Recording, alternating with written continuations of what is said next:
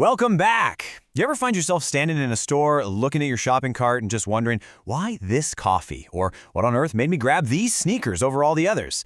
Well, today we're going to pull back the curtain and decode the hidden forces that are shaping pretty much every single purchase you make. Okay, let's get into it. It's such a simple question, right? But the answer? It's incredibly complex.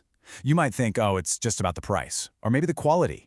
But the real truth is, most of our decisions are shaped long before we even walk into a store or click Add to Cart. And that, my friends, is where the real mystery begins. And this is what the pros call that mystery, the buyer's black box. Just picture it. It's this space inside your head where all the ads you've seen, what your friends think, your personal feelings, it all gets swirled together and then, poof, a decision comes out. And for every company on the planet, the billion-dollar question is, what is going on inside that box? So to solve that mystery, we have to become detectives. We've got to look for the clues, all these invisible influences that are constantly whispering to you, shaping what happens inside that black box. And we're going to break them down into 4 key categories.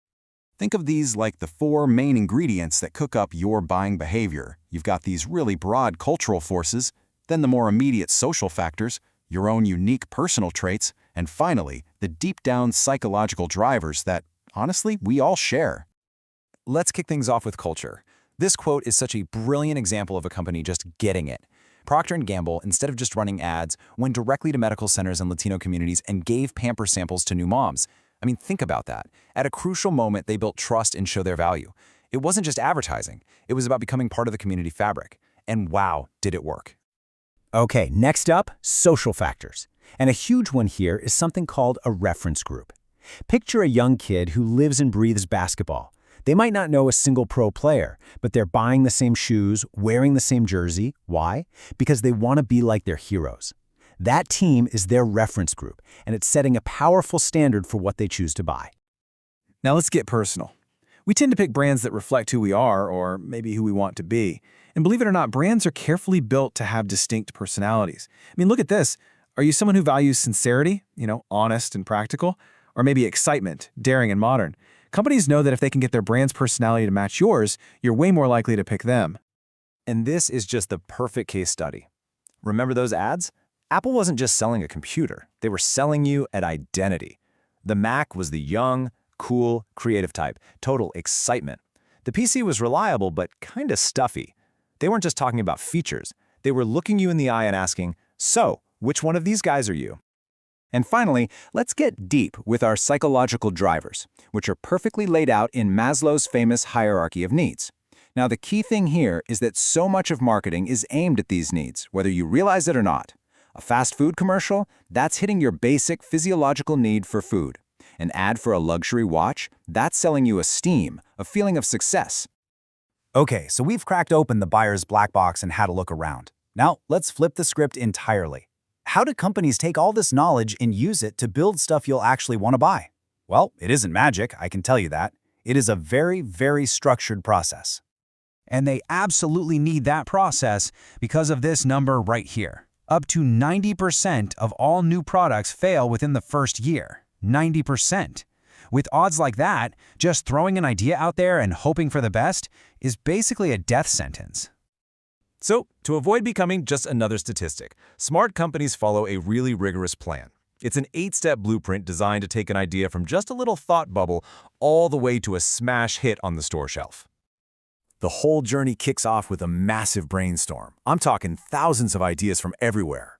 Then comes the tough part, a ruthless screening process that filters out all the duds, leaving only the strongest ideas. Those survivors then get developed into actual concepts that can be tested with real people. For example, saying your idea is an electric car just isn't enough. In the testing phase, they'd frame it in different ways. Is it an affordable little city car for a young professional? Or maybe it's a high-end, spacious SUV for a family that wants comfort and style? They pitch these different flavors of the idea to specific groups to see which one really clicks. All right, once they have a winning concept, things get really serious. The finance folks run the numbers to make sure it can actually make money. Then the engineers finally get to work building a real physical prototype. That prototype then gets a trial run in a small, limited market to see how it does in the real world, all before the massive, big-budget launch. But you know what? The story doesn't end on launch day. Not even close. Just like people, every single product has its own life cycle. A beginning, a middle, and, eventually, an end. And here it is, the classic product life cycle. It all starts with development, where you're spending money but sales are at zero. Then comes the introduction, that's launch day, where sales start to slowly creep up. After that, you hit the exciting growth phase. Then you plateau at maturity, and finally, almost every product starts to decline. This table really just lays it all out so clearly. Check out that profits column. In the beginning, they're actually negative because a launch costs so much money. Profits climb during growth, peak when sales are at their highest, and then as the product fades, so does the money. A smart company's entire strategy has to change depending on which stage their product is in. So, we've peeked inside our own heads to see why we buy, and we've peeked inside companies to see how they make stuff. So, what's the big takeaway here? What does all of this really mean for you? Here it is, the main point of everything. While it can sometimes feel like we're being tricked or manipulated, the most successful marketing, the kind that really lasts, isn't about that at all. It's about genuine empathy. It's about companies doing the hard work to really understand our problems, our cultures, and our needs, and then building something that actually helps.